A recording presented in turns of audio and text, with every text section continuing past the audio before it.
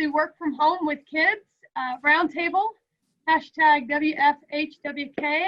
We are so excited to see you. I love all these people. Hey, Kelly and Alyssa, all these Georgia folks, Larissa, April, sweet. Good to see everybody. So as you're all coming in, we wanted to put this slide up there. Originally we saw it on Facebook. April shared it to Rachel in our Facebook, and it had motherhood in there, but we wanted to make this inclusive because we definitely feel that daddies out there feel this load too, not just mamas. And so we want to make sure that you all feel comfortable that this talk is geared towards all parents, not just mamas. If we slip up and say mama, it's because we're mamas, but we definitely mean daddies too.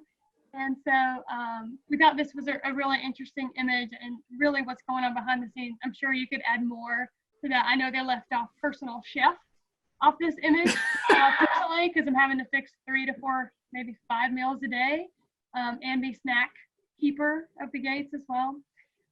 So we'll get to introductions in just a second, but I wanted everybody else to talk to you a couple of things. So Rachel, or is this April? One of the two. Take yourself off mute. Thanks, sorry. All right, so what are we here for today? So we're here obviously all because we want to share information, share resources. I think a lot of us are probably here to get validated, to feel validated that this is hard and this is not easy and we're all going through this together. We're also here to ask questions.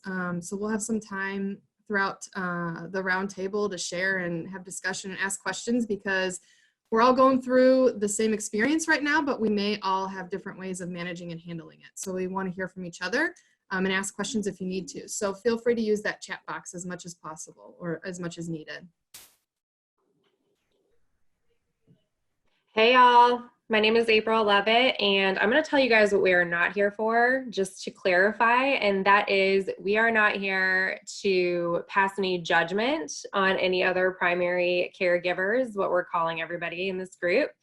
We are not here to conduct a quote unquote, there might be kids listening, so BITCH fest. And we do not want to pass, we just don't want to pass any judgment on anybody. So this is not the time to like, oh my gosh, my institution is doing this terribly, or my supervisor doesn't understand, or blah, blah, blah, blah, blah. But we do want to have very constructive conversations around the things that are happening and that we're all dealing with right now in this new time of normal for however long it lasts.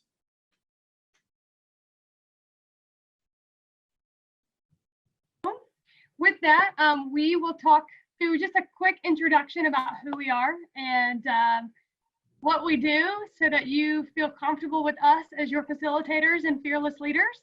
I'm Caroline Dotz. I'm the Associate Director for Healthy Lifestyle Programs at Georgia Tech here in Atlanta, Georgia.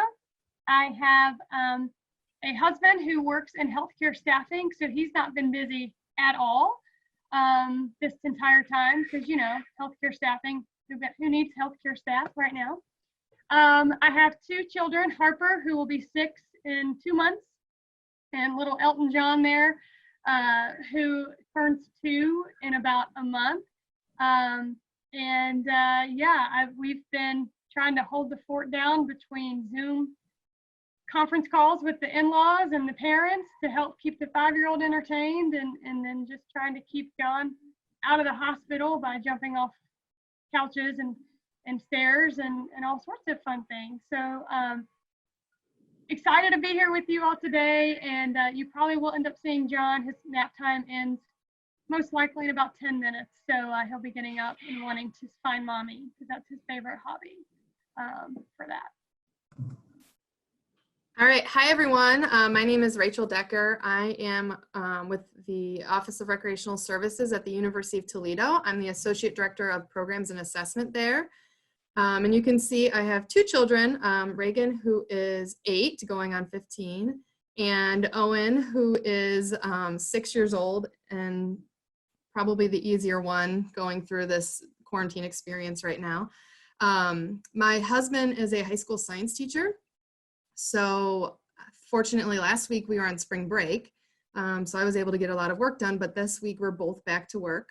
So we are both working from home and homeschooling from home. So we've been using a lot of tag teaming throughout this experience, which has been really wonderful at times and really rough at other times. So I'm sure you all are experiencing some of the some similar arguments and fights and temper tantrums from kids, but we're surviving here and thriving. Hey everybody, as I said before, my name is April Lovett. I actually no longer work in collegiate recreation. I did work in collegiate recreation for about a decade, but I'm currently at Florida State University and I work in the Office of Vice President of Student Affairs, and I am a strategic planning and data analyst. Which sounds convoluted because sometimes it is, but it's a lot of fun. I get to work with health and well-being data, which is also a lot of fun. So I get to keep my finger on the pulse of campus recreation. As you can see in the picture, I have my 1-year-old and my 4-year-old, but they're about to be 2 and 5 in like another week and a half. And we just like everybody else have just been surviving. We're trying to do some homeschooling, which is interesting. And then my husband, who many of you know, Daryl Lovett, is an associate director with the campus rec department at FSU. So we are trying to manage 2 very busy roles during this time and our 2 kids. So that is us. Thanks, April and Rachel, for doing those introductions. And we want to share a couple of things before we get into our roundtable discussion that let me like back out of that real quick. Oh, well, you can just read that for a second because I'm gonna let April walk us through these slides. But the 3 of us came together because we were preparing for a NIRSA presentation titled, "Should I Stay or Should I Go? Daycare is About to Close."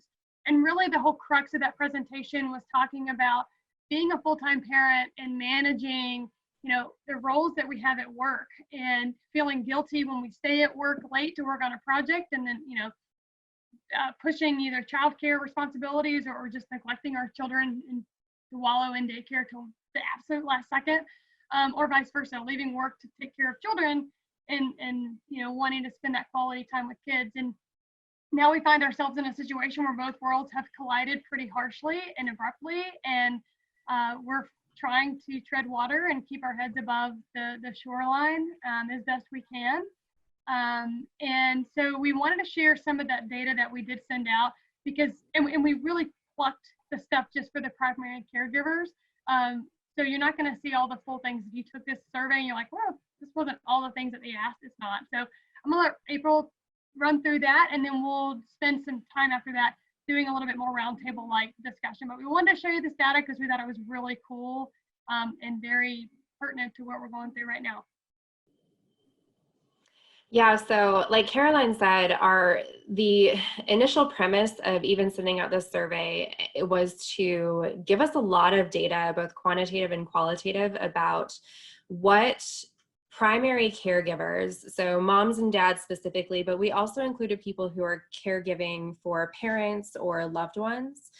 And so in the survey, it was very comprehensive, but we did, just for the sake, especially of this roundtable, we pulled out some snapshots of that data.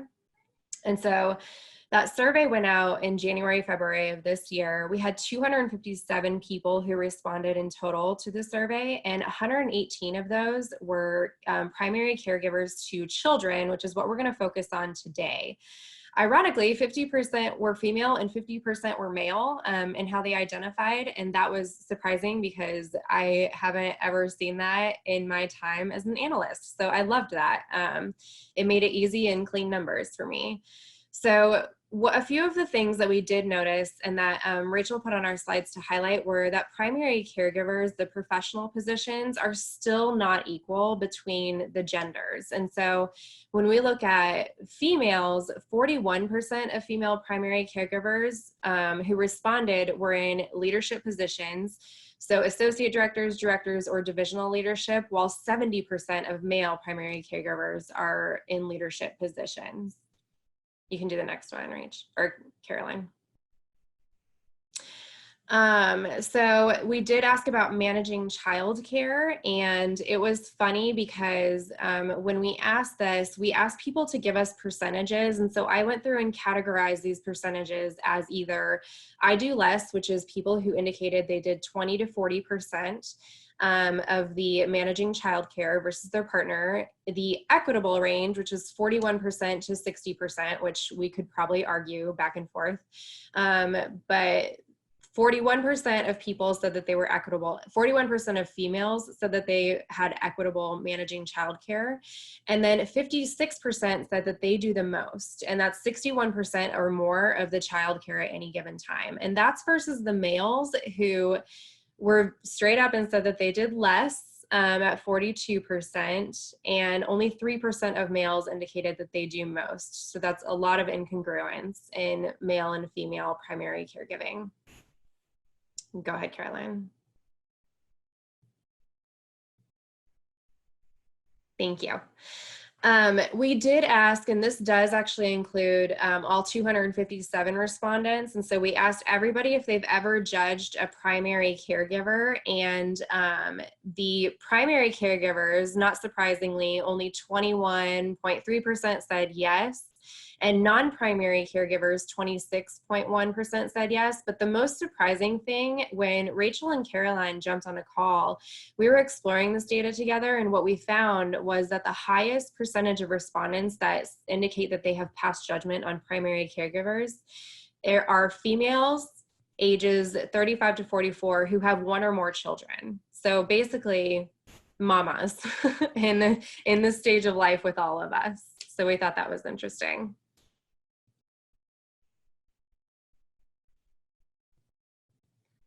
And then we just asked, what was your biggest challenge? And by far, for any primary caregiver, of just having to navigate the role of intersectional employee and primary caregiver, work-life balance was number one, followed by time management. And then there's a plethora of other ones, but you can see that those two were by far and away the biggest challenges for the intersectional employees and primary caregiver roles. What I'm going to do, I think that might be the last picture on here. So what I'm going to do is I'm going to attach the full document for everybody in this Zoom. That way you guys can open it up and see the other topics that we had in there. April, I posted it. Oh, perfect. You're the best. Mm-hmm. Thank you. Yeah. Awesome. Thanks for April for sharing that. Yeah, you really should click through the entire piece. We just pulled out a little bit because we wanted to spend more time in the roundtable so that y'all could share your stuff too. But you know, the data is really interesting. So I definitely invite you to do that. And no shameless plug there for FSU in those colors that April picked. I love it. You're welcome. Yep. Sorry, not sorry. So let's dig in. The way we've set this up is we've got 3 different topics we want to talk about. As you'll see, we're each going to moderate a different discussion. We will set a timer for about 10 minutes because we have a couple things at the end and we want to be able to have question and dialogue. Obviously, if things are really robust, we'll try to stretch it out a little bit. Or if the topic's just not hitting home, then we'll move on to the next thing. So we want this to be something that you guys want to chat on and learn more on. We'll start each topic with a little bit of the moderator's answer to this. You can absolutely use the chat if you want to chat or speak out loud to the group. You can chime in if we get to a point where we need to like call on people to use the voice and the video, then we can do that. So however that works best for you all. I've seen it done a couple different ways over a couple different roundtables. So we'll just kind of moderate that and play with that as we go. So first topic is, how are you balancing working from home with kids? What's working and what's not? So again, feel free to start lighting up that chat of what's working because these transcripts will be sent out later so you can see that. We also have a document that we will share at the very end that we've compiled a lot of these answers to this question already. For me, a couple things that have been working for me. Number one is we have carved out a dedicated space for critical calls. And I'm in this room, it's this room above the garage that we were lucky to have when we bought this house. And so this is the room that we call dibs on, my husband and I, when we have a critical call. So he has critical calls every day from 8 to 10 and from 4 to 5, which is kind of hard. So I don't try to mess anything up with that.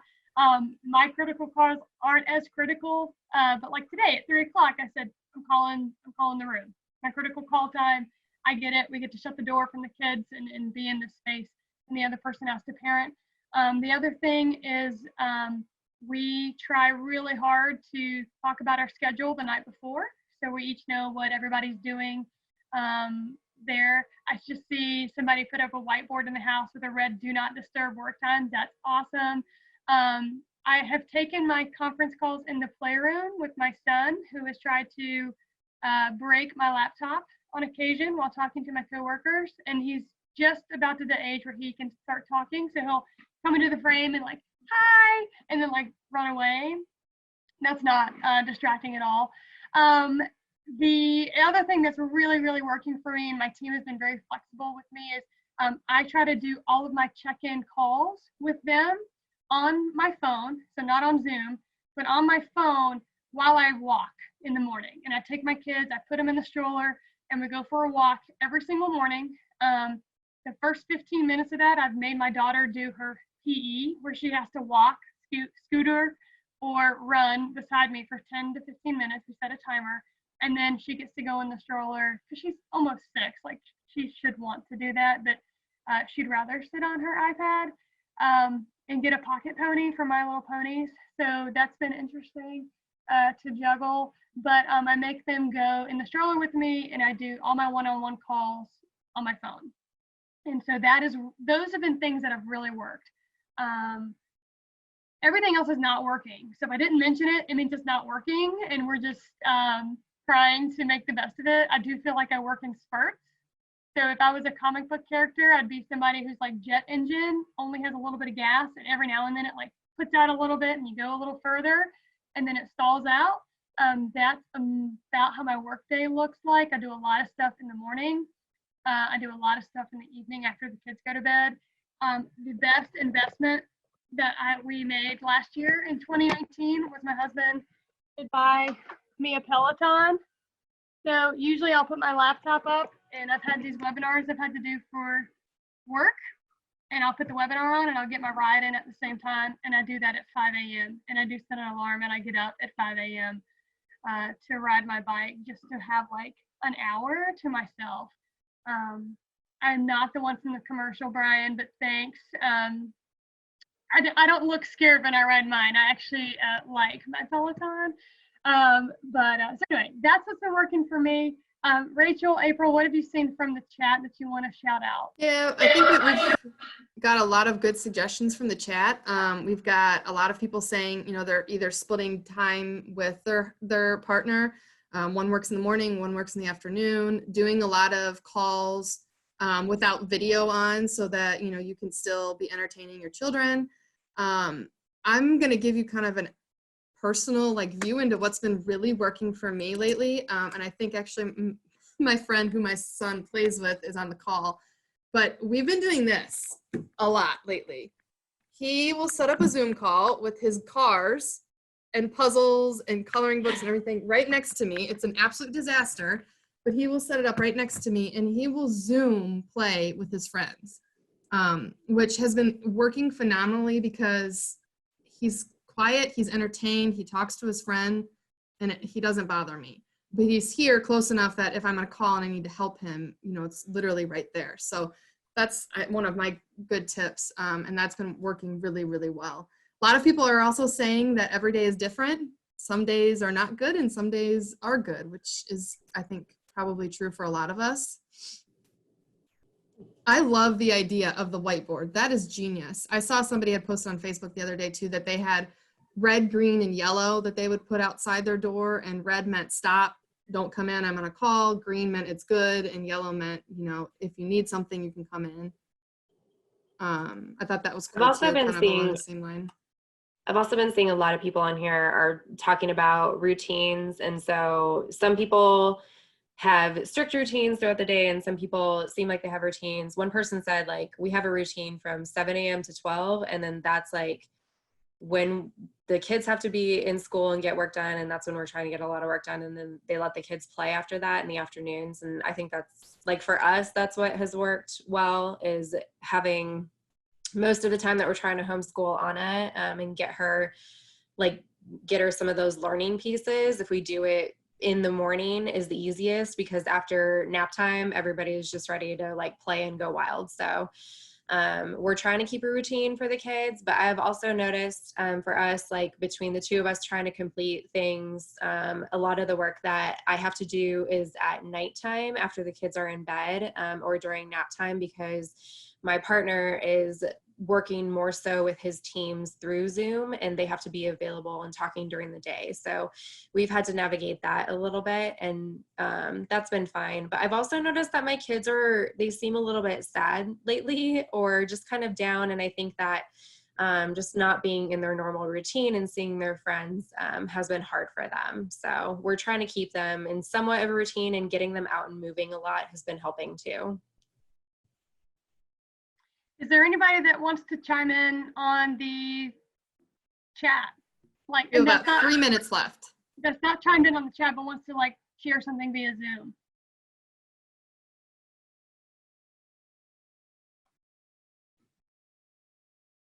I'm counting to 7. I've been told that's the magic number for people to raise their hand. I'll jump in. Yes, Chris.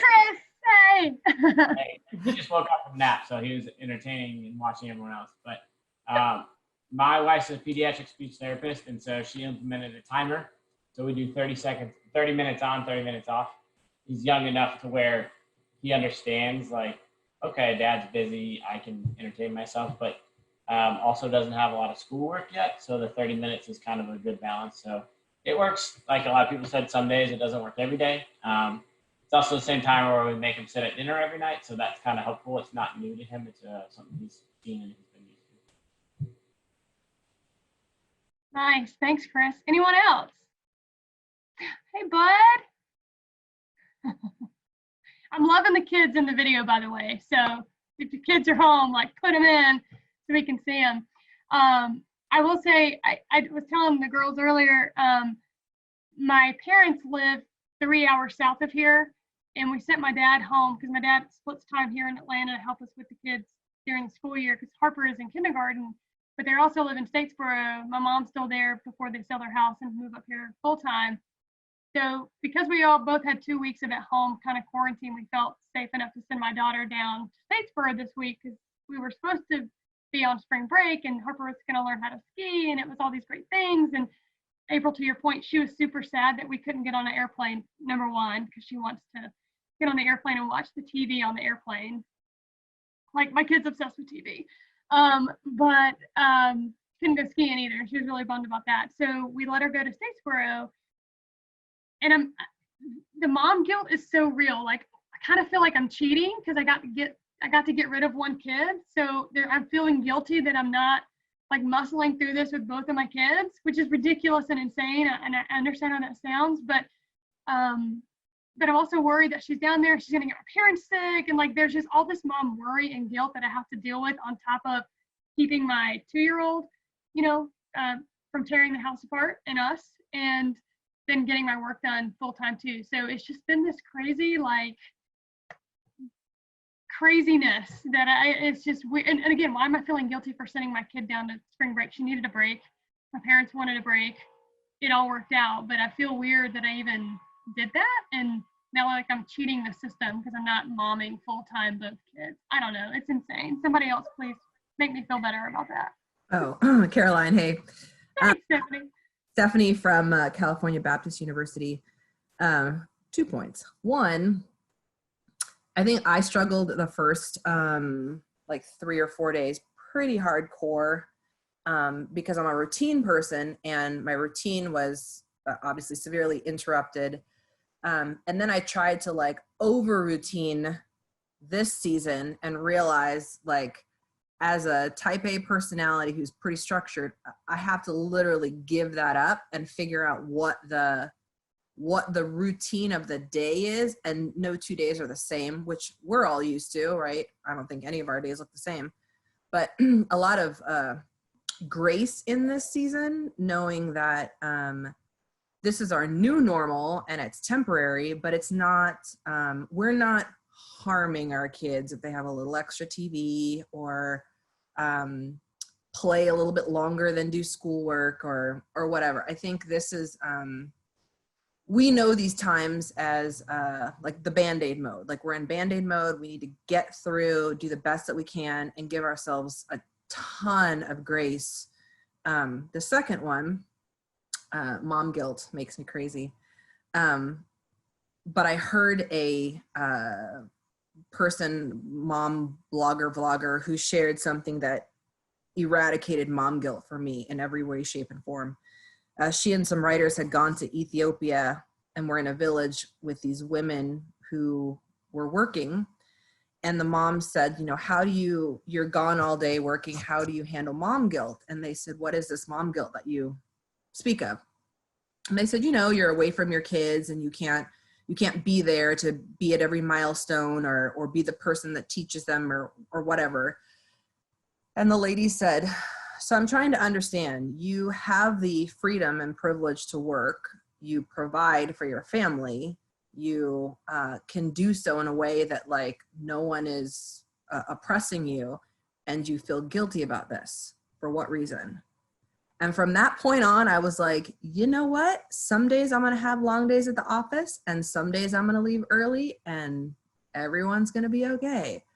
And so after hearing that, you know, just especially as a woman, you know, women of color, all of that, what we've come out of and where we are now, we have no reason to feel guilty because we love, provide, teach, care for our family. So I hope that eradicates mom guilt for you, Caroline, because it did for me, and I no longer, dad guilt too, all you fellas out there.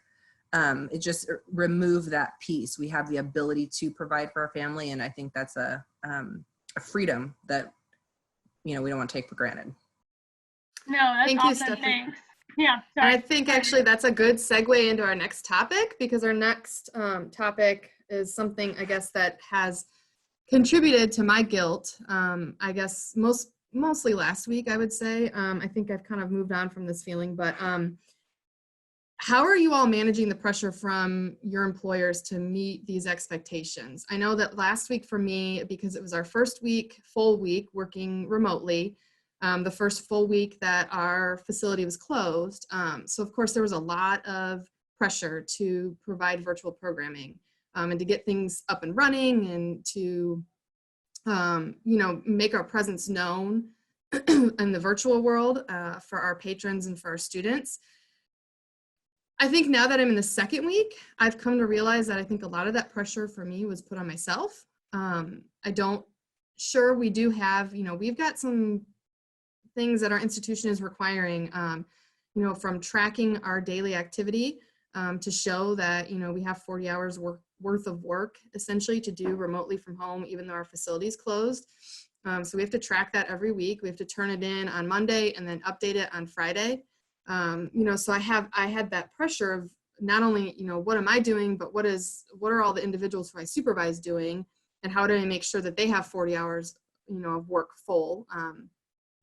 And then somebody told me, you don't work 40 full hours. Some of us work more than 40 hours, but you don't work a full 8-hour day every single day of the week, right? I mean, if you take into account the 15 minutes it takes to walk to your meeting and the 15 minutes it takes to walk back, the time you have to walk to the printer, the time you walk the facility to make sure that everything's going okay, the time you sit down and talk to a student about how their day is going, you're not always at your desk, your computer, for 8 hours a day, right? And so when somebody said that to me, it clicked, you know, you're right. So if I want to take a 15-minute break to go help my daughter with her homework, or if I want to take a 15-minute break to go throw the baseball with my son, to get outside for a minute in the 30-degree weather that we're having in Ohio, I can do that and not feel guilty, because that would have been a time where I was walking to a meeting instead of just waiting for the Zoom meeting to start.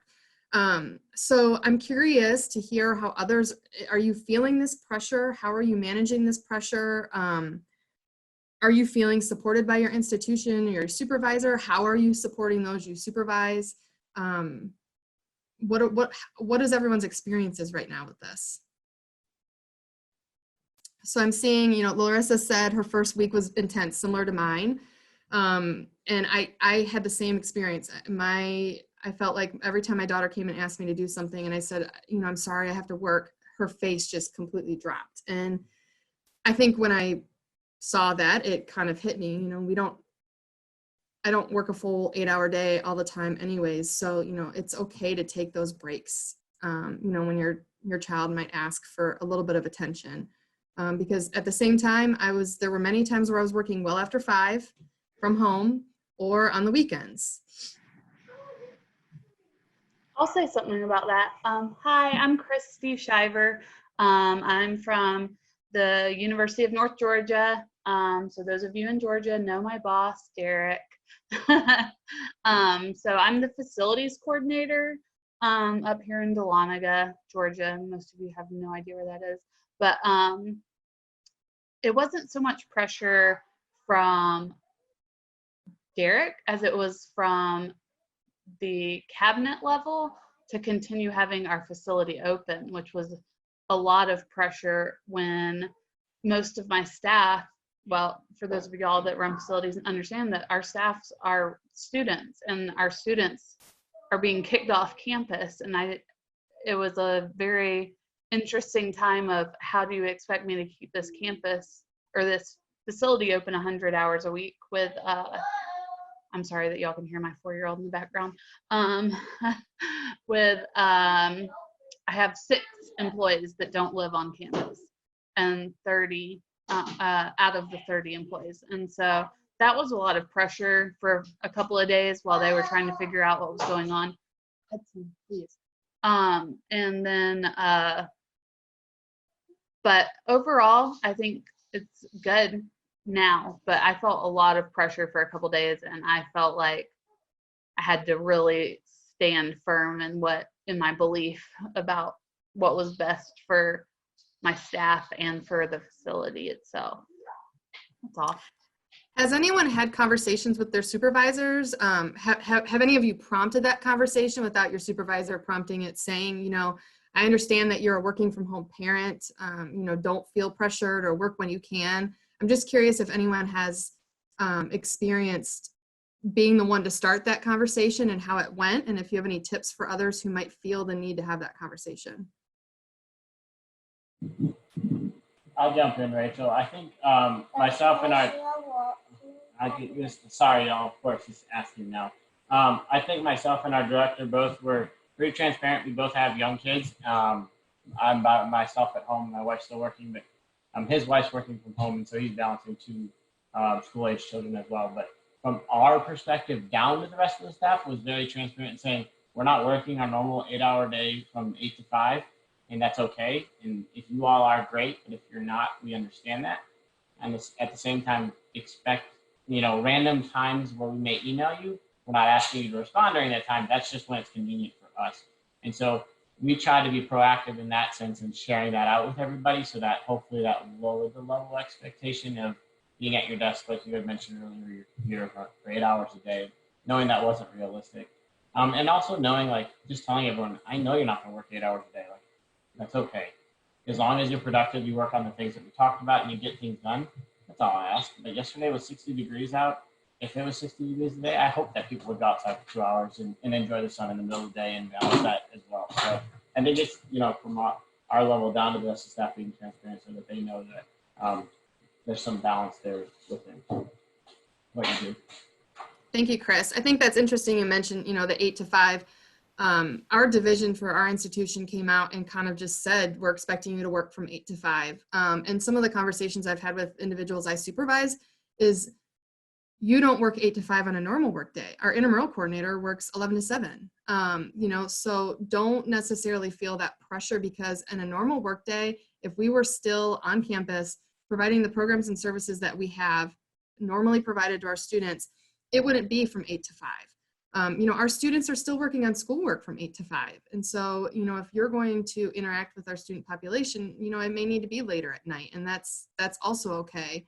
You know, in campus recreation, we've kind of always pushed the envelope on the 8 to 5 workday, but the expectation has always been that, right? So the expectation, even though you're remotely working, still applies. You still have the same type of work to do, right?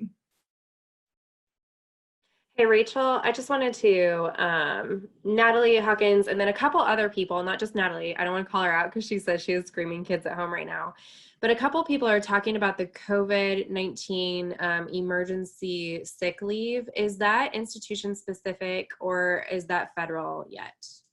Does anybody know? Because I do not know that. No, that is not federal yet. Okay, institution specific. Thank you, Andrea. Okay, continue. I think we have like 2 minutes left. So if we want to do one more on this section, Rachel. I'm just wondering, has anyone else been required to turn in their activity log for the week? Because that caused a lot of anxiety. Last week was the first week, and it was like, you just start listing all the stuff, and it's like, yeah, I did all that, but I also don't want to set the bar so high that you think every week I want to put out all of this stuff because my kid has to learn phonics in the midst of this. But yeah, that was it caused a little bit of anxiety, but it also is helpful because it gives my team something to do. I have a lot of Gen Xers, not to generalize, but technology is not their strong point, and our world is Instagram right now, and so it's been a little treat seeing what we put out.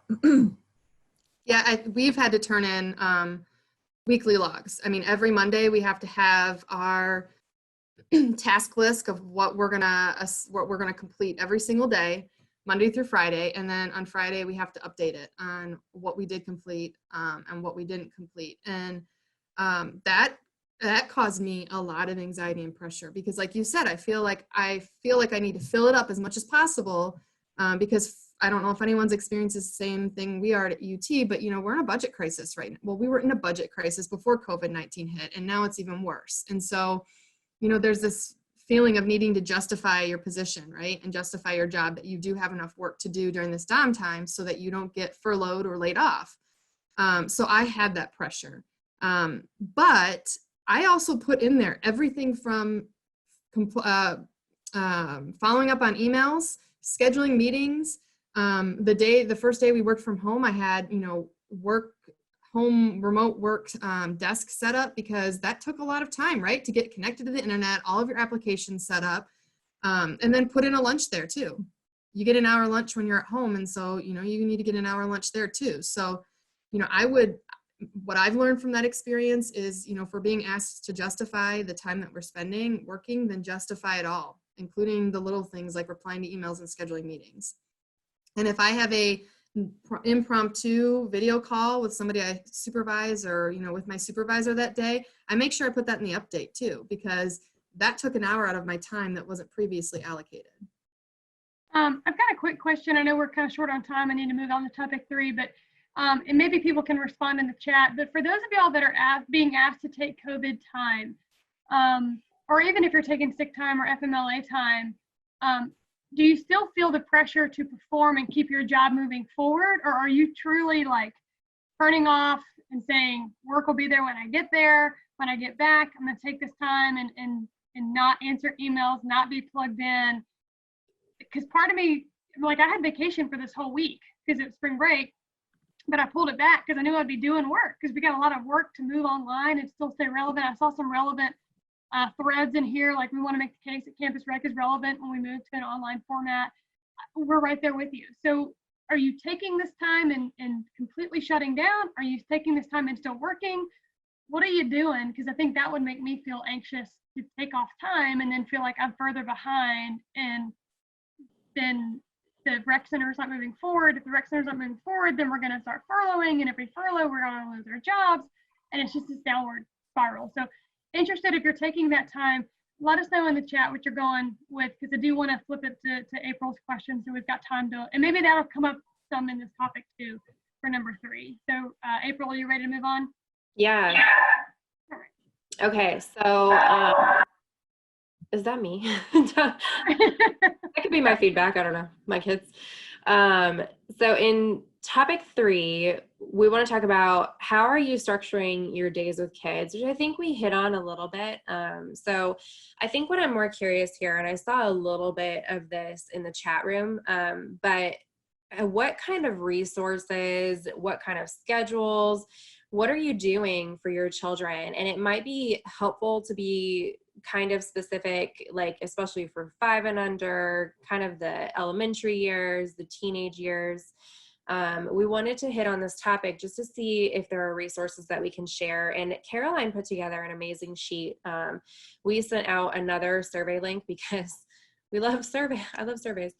We sent out another survey link last week just to ask people to give us their input on, give us any tips, give us any resources that they're using during this time. And we got a lot of great feedback from you guys. So Caroline put together a great resource sheet. And I think, Caroline, remind me, are we putting this in a Google Doc that's shareable? Yes. Okay. I'm gonna share it. I'll drop it in the chat now, and I'll drop it in the chat at the end again, but just so people can Perfect. see it and do all that good stuff. Perfect. Okay, so I know I can just talk through just briefly, and mine, I have 2 under 5, and that is, I don't know if it's harder than, like, I don't even know if there's a comparison. I feel like after talking to some of my coworkers, it might be apples and oranges in like age range comparisons, because then my friends who have older kids are dealing with other things, like now their schools are coming back online and they have to complete coursework in a certain time. Mine don't have to do that, but I do feel a pressure to, with our almost 5-year-old going to kindergarten in a few months, we want to make sure that we're still homeschooling her and she's not falling behind on the stuff that she needs to learn. And then with an almost 2-year-old, he is just, he's a little bit clingy right now, and he's very active. And so that is definitely a hindrance to try to get anything else done when he's around, because they don't understand that, I can't speak to you right now because I'm on a Zoom call. Like, I love the whiteboard idea, but for my kids, that really wouldn't work because they just wouldn't get it and it wouldn't permeate for them. So for us, what we're doing, and somebody else mentioned it in here, I can't remember who, but I do have them on a schedule. It's not strict, but it is basically the same routine Monday through Friday. And in the morning is kind of when we're doing like reading times and learning times and stuff. And then they're getting outside and it's kind of free play. They get to play in their different like toys and stuff throughout the house. We tried to set up little centers to emulate their daycare throughout the house. And so we're doing that with them. And then one of my saving graces, and I'm going to type this in the chat because she has been awesome, has been Miss Megan's Camp Kindergarten. So if you have a child, even Vaughn likes it, and Vaughn is almost 2, but if you have a child that is between 4 and 6, they are going to love Miss Megan's Camp Kindergarten, maybe even younger, maybe even older, because I can keep both of my kids entertained for a full hour with Miss Megan. Oh, perfect. And Caroline had also put it in the Google Doc. So that's kind of what we're doing. And then Saturday and Sunday, we're trying to keep our free play, like our free time, and like we'll go out and do stuff. And then Sunday mornings, we're doing online church and that kind of thing. So we're trying to keep them on a routine, and that's helping me. So I get work done during nap time and afterwards. So what I'm curious is I'm seeing a lot of the online resources and other things and tips come through. So have you ladies seen anything can help me out from the chat? Or does anybody want to jump on and let me know what you're doing? April, I saw a good question, and I think this would be good to address, or if anyone has any special tips, because I don't think we included this in the document, but does anyone have anything that would help or assist parents with kids who are on an IEP, who normally get some sort of special education throughout the day? We know that sometimes when your child's on an IEP, if they have a one-on-one or some sort of additional assistance, if you can't keep up that assistance, during the school day at home because of work, how are you managing that? So does anyone have any tips on that?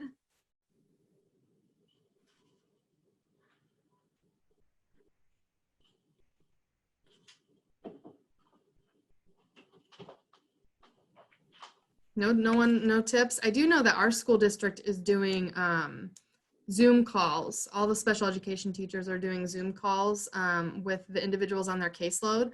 I don't know if maybe you could address that with your school district and ask for that, or possibly, ask your local, your county for any sort of assistance with that.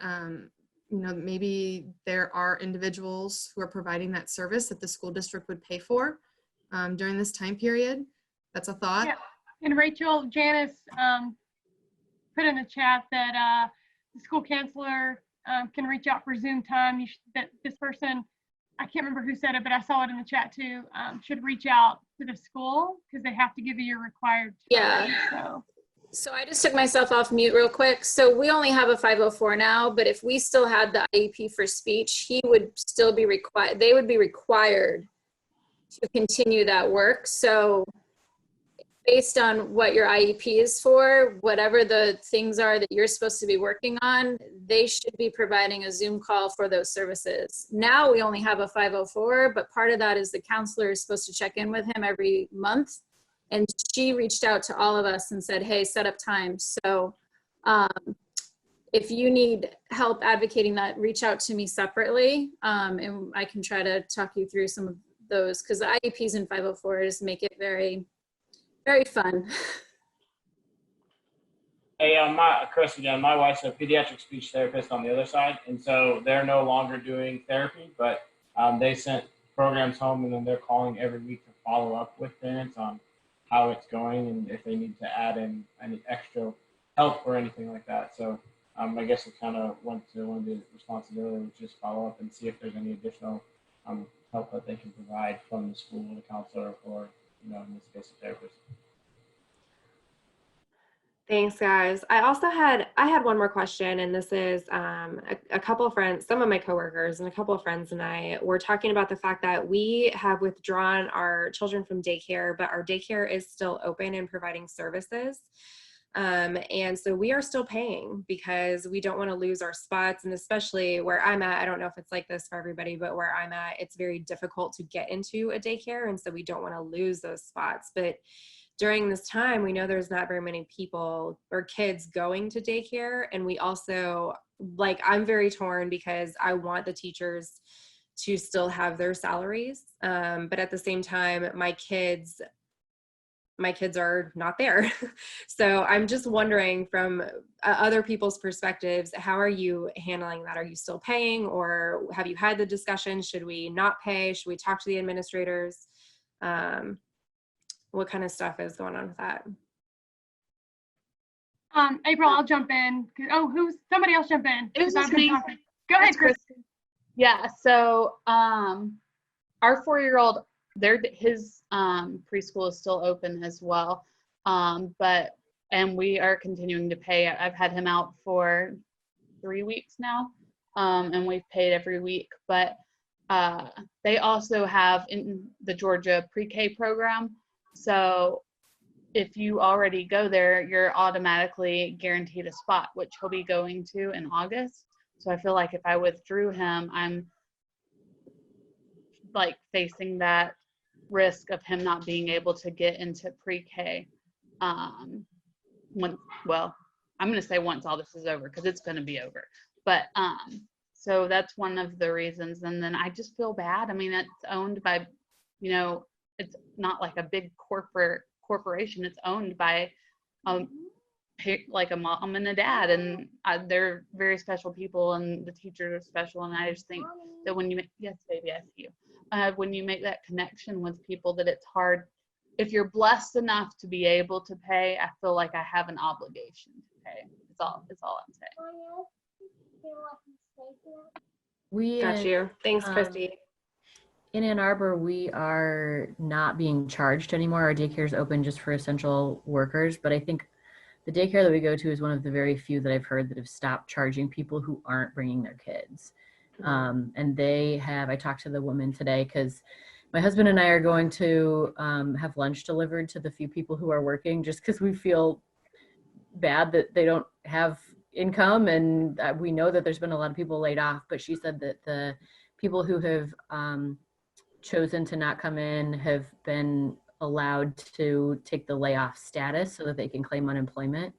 And it just, they don't have a huge group, but it's just a way to sort of provide care for especially the medical workers without, you know, running risks of infecting more people. So, but I think that most of the daycares in this area are still charging whether your kids are going or not. Gotcha. Okay, thank you all for your input. I love everybody included input on the chat too. And just remember that you'll be able to access the chat after this is over. So I know that Caroline, you had a few more just to close us out. So I'm going to hand it over. April, real quick, Yeah. I just wanted to mention one thing. I saw in the chat that there was a good handful of people who said, you know, that their kids are not on a schedule, and me being one of them. And so I kind of just wanted to address that really quick and validate that that's okay. You Yes. don't have to be on a schedule, you know, whatever works for each individual household. We are not on a schedule here. It depends on what mood my kids wake up in, and, you know, they're old enough, you know, to decide whether or not they are in the right state of mind to handle schoolwork right from the get-go, especially based on the weather. You know, we always tell them it's going to be warm this afternoon, or it's only going to be warm this morning. So do you want to do, you know, go play now and then do your work later? But we kind of give them the autonomy to make that decision and when they're ready, because I don't want to deal with the drama of if they're not ready to do their schoolwork. Agree. So I just wanted Yeah. to make it known that if you're not on a schedule, that's also okay too. Yeah, thank you, Rachel. I agree. Mhm. Really, you know, it works for us just because our kids work very well that way, but they're also very little. And so I agree. I think that's an important point. All right, Caroline, I'm going to hand it over to you to close us out. Yeah, well, we still got a couple of minutes. And if anybody has a question that they wanted to ask this group or ask us, we still got about 3 or 4 minutes to do that. I will leave this closing slide up. I will continue to just kind of copy paste this every couple of chats. And again, you can request the the chat thing. But the other question that I wanted to ask is, you know, if you found this helpful, is this something that you'd want to have another roundtable on in maybe a week or two, checking in after we've had maybe a month at home? And if so, just type in yes or no. You don't have to type in no if you don't want to, because that might be a little awkward. But if you would like to see a second roundtable, and just let us know, and we'll reach out to NIRSA and see if that's something we want to do. If anybody feels like they have other experience they want to share and have other topics that they want us to help do, then, you know, we can definitely do that. Erin, I'm seeing a lot of yeses, so I'm excited about that.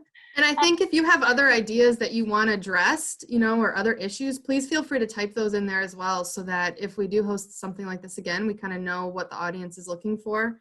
I will say that I personally, you know, I'm actually enjoying this experience. I mean, I'm an introvert, an introverted extrovert, I feel like, but I'm loving being at home. And I feel like I'm a very highly anxious person. And I hate germs. I'm a germaphobe. And so you would think that this whole experience would have me so stressed out and anxious, but I just feel like I wake up every morning and I just tell myself, you know what, this is going to be a positive day. I'm going to be happy about being home with my kids because this is experience that I'm not going to get back. And I want to remember this as a positive experience. My daughter said something at dinner when this whole thing started, the first day that they were, you know, not kicked out of school, but school got canceled. And she said, first of all, she was talking about the plague because that's what they were comparing it to in school, which I thought was humorous that an 8-year-old knew about that. But she said that this is something that's going to be in the history books that I'm going to tell my grandkids about one day, just like you are telling us about 9/11. And so for me, I guess going into this experience, that hit me like, wow, you know what? You're right. And I want her to be able to have positive stories to tell her grandkids and her kids. And I want to have something memorable to come out of this. And so I kind of just remind myself of that every morning when I wake up, because we can make a choice, right, to make this negative or positive. And I think I'm trying to make this as positive as possible. I learned TikTok this week. So there's a positive experience happening from all of this. So I think it's also another opportunity for us in our profession to kind of reset, right? to join this new generation of technology and figure out how we connect with them using the mode that they're most used to using. So I just wanted to say that before we closed. Thanks, Rachel. I agree. I really am loving this time. I'm trying to, again, Stephanie, I am trying to let go of that guilt. There are some things about my kids that I've never noticed before, just because I'm, on the weekends you're trying to get your to-do list done, that you don't just take the time to slow down and enjoy your kids. But my son is really funny, even at 2, and just knows how to get a laugh out of us and out of his sister, which has been awesome. It's been great to see their little bond form. My daughter is super observant and smart, and I knew that, but watching it unfold every single day has been just a true pleasure. And I really don't, here comes a little one. I really don't think I would have appreciated that without all this extra extended time. So, I've been super grateful for that. One of the things that we did prior to all of this, but I think has been really helpful, is that we do a little gratitude. We do a gratitude journal, but don't need a journal. Just talk about the things that we're really thankful for. And that has really been helpful. Sometimes it's just our blanket and our stuffed animals, but we try to remember what we're thankful for, and that's helped make it really positive. I love that.